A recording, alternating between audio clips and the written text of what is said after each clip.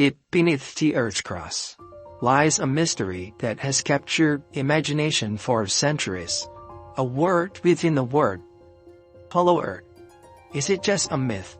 Or could there be something truly extraordinary beneath our feet? Is the Earth hollow? Or is there a sun 600 miles across in the center? Is the inside of the hollow Earth shell covered in mountains that are larger than those we see outside? In this video, we are diving into the legend of hollow Earth, exploring the science, the myth, and the astonishing claims that suggest our planet might not be as solid as we thought. But before we continue, please hit that like button and subscribe for more deep dives into the mysteries of our world. Hollow Earth itself is a theory that says that our planet is not perfectly round, but rather resembles an eggshell with empty space inside of it. In other words, it is hollow or has hollows within it. It might sound similarly odd as when we hear about the flat Earth theory. However, for a long time, this notion has been put up by a number of scientists and accounts from individuals who say they have discovered the hollow Earth. There are also those in certain nations who think that space exists beneath the surface of the planet. Perhaps some of us recall when we were still in school. We were taught that the Earth is shaped like a solid ball made up of several layers. Each layer is different in thickness, right? Some individuals question the shape of our planet. They believe it's not a solid ball. The concept of hollow Earth dates back centuries. According to the belief, the Earth is not a solid sphere, but rather a large, hollow chamber that houses a civilization. This notion was first proposed by a well-known scientist who discovered Halley's Comet. Yes, you are correct, of course. He was Sir Edmund Halley. In 1692, Sir Edmund Halley postulated in a piece of writing that the Earth was hollow. He claims that the Earth is not as round and solid as most people believe. Initially, he relied on Isaac Newton's statement that the Moon was denser than the Earth in a 9:5 ratio. He proposed that the Earth's 4/9 is actually a cavity and made of 3 concentric rotating shells and a sphere in the middle. The inside space were filled with a luminous atmosphere, and the shells were populated with all sorts of living creatures. The space explained why Earth was less dense than we expect. The rotating shells explain magnetic variation. The same opinion was also expressed by a famous mathematical scientist named Leonhard Euler. In the 17th century, Leonhard Euler proposed a single-shell hollow Earth with a small sun, but 1,000 kilometers across at the center, providing light and warmth for an inert Earth civilization. Others proposed 2 inner suns and even named them Pluto and Proserpine. It was the opinions of this famous ruler that led people of the time to think that the world under the Earth really exists, and there is life in it. People begin competing to find evidence of the existence of this world and looking for the entrance to the underworld. One of the most famous is the exploration done by Captain John Cliff Symes Jr., an American Army officer, trader, and lecturer. Born in 1780, became a hero in the War of 1812. After that, he moved west and traded goods around St. Louis. There, he plunged into his advocacy of a hollow Earth with Halley's concentric spheres and Euler's holes. Symes wants to prove that the Earth is really hollow by going on an expedition to the poles, which he believes is the only way into the interior of the Earth. Of course, to make this trip, he needs a lot of money, so he's looking for sponsors. Symes attempted to persuade Congress to sponsor an expedition to locate the Antarctica holes in the center of the Earth. He failed, but he did recruit an enthusiastic disciple, Jeremiah Reynolds. When Symes died at the young age of 48, Reynolds took up his fight.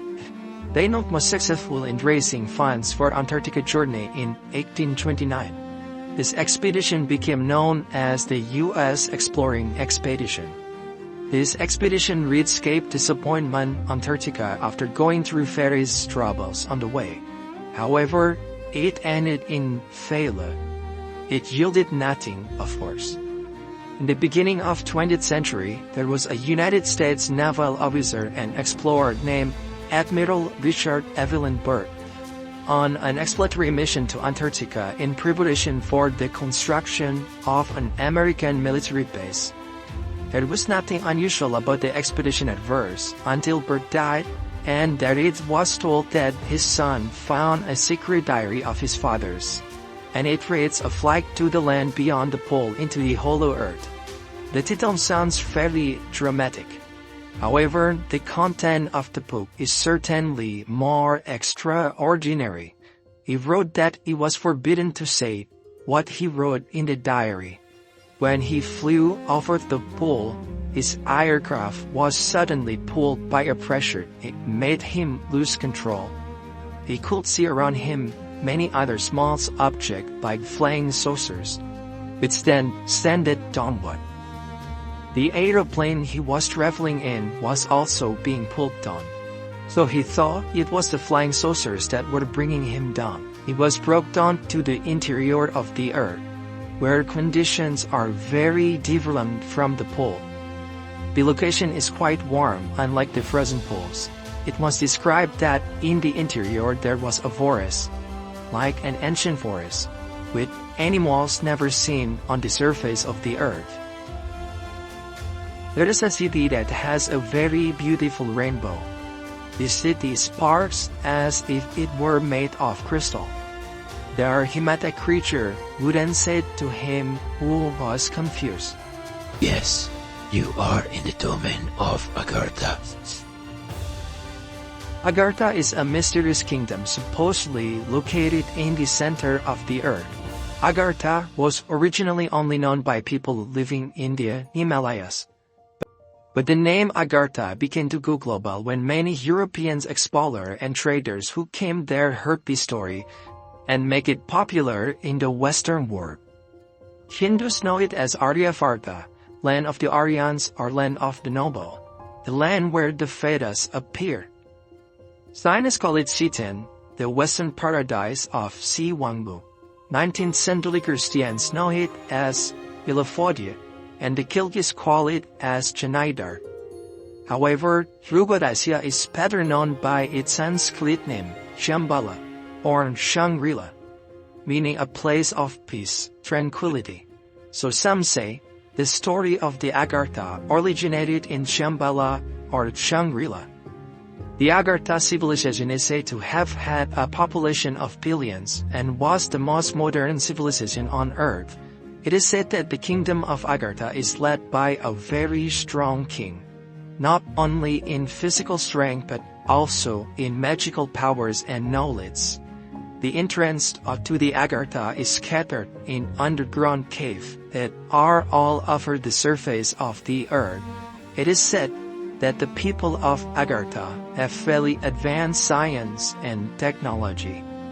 This is then associated with the story of Admiral Richard Evelyn Byrd, where Eliarasa said that he saw flying saucers, or UFOs, when he was probed into Agartha. The incident is said to have occurred about the 1940s, and Jano the first reported UFO sighting. According to the website history, the first appearance was in 1947. Yes, after Admiral Byrd saw it first in Antarctica and Agartha.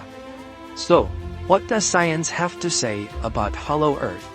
In fact, the idea of a completely hollow Earth is scientifically impossible. The gravitational force alone will cause a hollow structure to collapse under its own weight. So, how did this idea persist for so long? Andrew Campbell, a professor of geophysics at the University of Chicago, said, "The most straightforward explanation is that Earth's density is greater than that of the rocky layer compressing its crust, taking into account the entire mass of the globe.